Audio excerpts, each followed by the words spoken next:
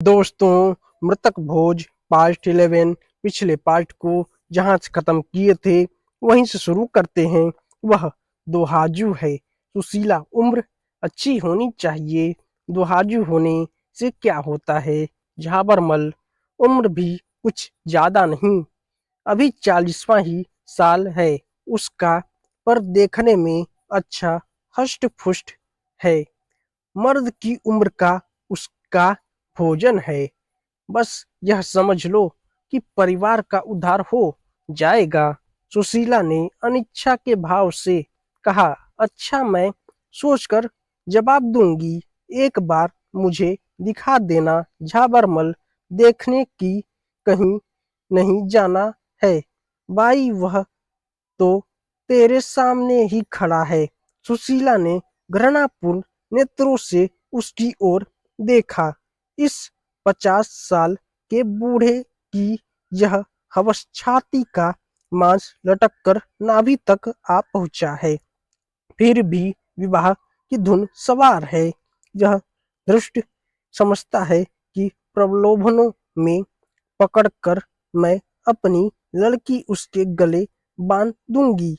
वह अपनी बेटी को आजीवन कंवारी रखेगी, पर ऐसे मृतक से विवाह करके उसका जीवन नष्ट न करेगी। पर उसने अपने क्रोध को शांत किया। समय का फेर है, नहीं तो ऐसों को उससे ऐसा प्रस्ताव रखने का साहस ही क्यों होता।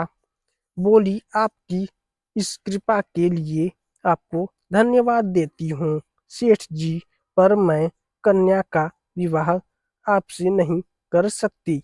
झाबरमल, तो और क्या तू समझती है कि तेरे कन्या के लिए बिरादरी में कोई कुंवारा मिल जाएगा? सुशीला मेरी लड़की कुंवारी रहेगी झाबरमल, और रामनाथ जी के नाम को कलंकित करेगी।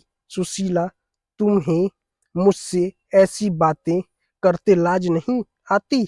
नाम के लिए घर खोया, संपत्ति खोई, पर कन्या कुएं में नहीं डुबा सकती। झाबरमल, तो तेरा किराया दे दे। सुशीला, अभी मेरे पास रुपए नहीं हैं। झाबरमल ने गंभीर घुसकर गृहस्थी की एक एक वस्तु निकालकर गली में फेंक दी। घड़ा फूट गया, मटके टूट गए, संदूक के कपड़े बिखर गए। सुशीला तटस्थ खड़ी अपने अधीन की यह क्रूर क्रीड़ा देखती रही। घर का जो विध्वंस करके झाबरमल ने घर में ताला डाल दिया और अदालत से रुपए वसूल करने की धमकी देकर चले गए। बड़ों के पास धन होता है, छोटों के पास हृदय होता है। धन से बड़े बड़े व्यापार होते हैं, बड़े बड़े महल बनते हैं, नौकर चाकर होते हैं, सवारी शिकारी होती है। हृदय से संवेदना होती है, आंसू निकलते हैं।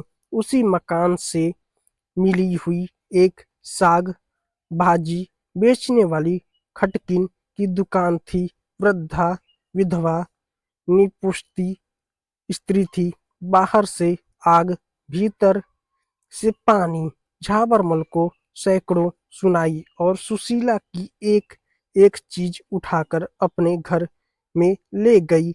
मेरे घर में रहो बहू, मरवत में आ गई, नहीं तो आपकी मुझे उठाड़ देने की मौत सिर पर नाच रही है। आगे नाथ न पीछे पगहा, और धन के पीछे मरा जाता है, जाने छाती पर लाद कर ले जाएगा। तुम चलो मेरे घर, मैं रखूं, मेरे यहाँ किसी का खटका नहीं, बस मैं अकेली हूँ। एक टुकड़ा मुझे भी दे देना। सुशीला ने डरते डरते कहा। माता, मेरे पास शेर भर आटे के सिवा और कुछ नहीं है। मैं तुम्हें किराया तक कहाँ से दूंगी? बुढ़िया ने कहा, मैं झाबरमल नहीं हूँ, बहू न कुबेरदास हूँ। मैं तो समझती हूँ जिंदगी में सुख भी है दुख भी है। सुख में इतराओ मत, दुख में घबराओ मत। तुम ही से 4 पैसे कमाकर अपना पेट पालती हूँ। तुम्हें उस दिन भी देखा था जब तुम महल में रहती थी, और आज भी देख रही हूँ जब तुम अनाथ हो। जो मिजाज तब था वही अब है। मेरे धन्य भाग कि तुम मेरे घर में आओ। मेरी आंखें फूटी हैं जो तुम्हें किराया मांगने जाऊंगी। इन सांत्वना से भरे हुए सरल शब्दों ने सुशीला के हृदय का बोझ हल्का कर दिया। उसने देखा, सच्ची सज्जनता भी दरिद्रों और नीचों में ही के पास रहती है। बड़ों की दया भी होती है। अहंकार का दूसरा रूप इस खटकिन के साथ रहते हुए सुशीला को 6 महीने हो गए थे। सुशीला का उससे दिन दिन स्नेह बढ़ता जाता।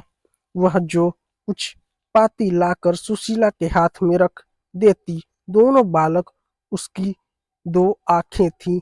मजाल न थी कि पड़ोस का कोई आदमी उन्हें कड़ी आंखों से देख ले।